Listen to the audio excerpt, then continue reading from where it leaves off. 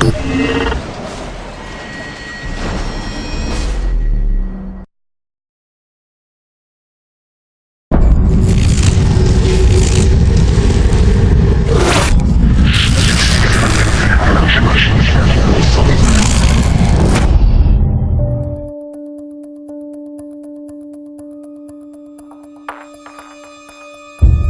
don't know who they are, we don't know what they want.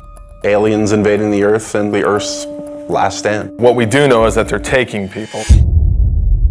It's basically not a remake, but a reimagining of the original XCOM game. Well, core principles from the original that we wanted to build on was basically everything. XCOM is about Earth being threatened by an unknown enemy. The world bonds together and they form an elite military organization, the most elite in the history of the world, and that's where the player comes in. They are the commander of this organization. I think we were all fans of the original, working for Firaxis, we're all fans of squad-based, turn-based strategy, so I've played just about every turn-based strategy game out there. I think we all had a lot of ideas and things that we wanted to do and things we liked about all of the games that we played in the past.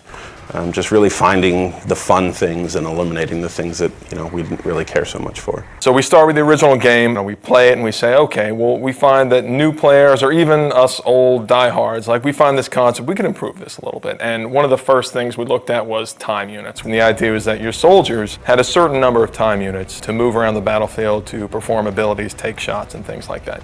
And actually it worked great in the sense that you had this resource that you were hoarding and that you had to be careful, because when you spent too many, you could find yourself exposed and in dangerous situations. So there's this great risk-reward mechanic.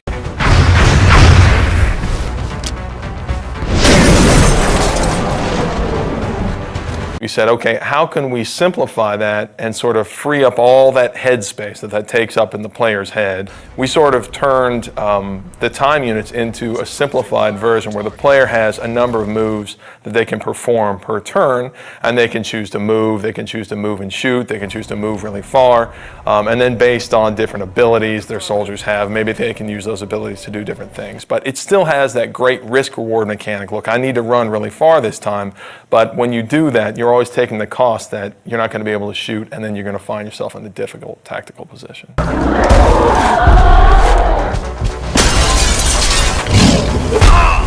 The other big thing I think that we did was we added cover to the game. Now tactically you have a lot more important decisions to make based off of being in low cover and high cover, flanking aliens. So in some ways we feel like we made the game more tactical. One of the advantages I think we have as a turn-based game is that we can move the camera around wherever we want. If you're making a game that has real-time response, players get really upset when you take control away from them. Well, we do that every other turn. There's been a very cinematic approach to the game that we're making now that wasn't available then, simply because we can move the camera around and take advantage of the fact that we have a 3D game. We're still leveraging the 3D and the tech that we have available now to make it a much more compelling experience, I think, visually, than they were able to do back then. The Glamcam was our way of kind of making a turn-based strategy game sexy. It was a way for us to take the camera and put it in the environment in a way that kind of got you out of the normal gameplay mode, but let you see things a little clearer and a little more up close and feel like you're a little more part of the action. The idea is that when your soldier goes to take a cool shot, then the camera can drop in, and we've got these great dramatic scenes where your sniper's lining up this super long shot and you'll see it fall right down the barrel. And what that does is it allows a little more of an intimate connection between you and your soldiers. And of course it increases the drama of the actual combat. And the Glamcam is a great way to do that. That's just one of the ways that we sort of get the camera down there so the player can sort of see combat from their soldier's perspective. The base was a really unique challenge for us to design. When we started on it, it was flat and more like a level in the game. And we really wanted to have base building, but we ran into some really difficult challenges on it being flat and working more like a level. And at a certain point, a couple of my guys had come in and they said, you know what, we keep talking about this as an ant farm. Why don't we make it like an ant farm? It is very much, the G.I. Joe base that the kid down the street had that you didn't have, that you got to play with every once in a while if you went to his house.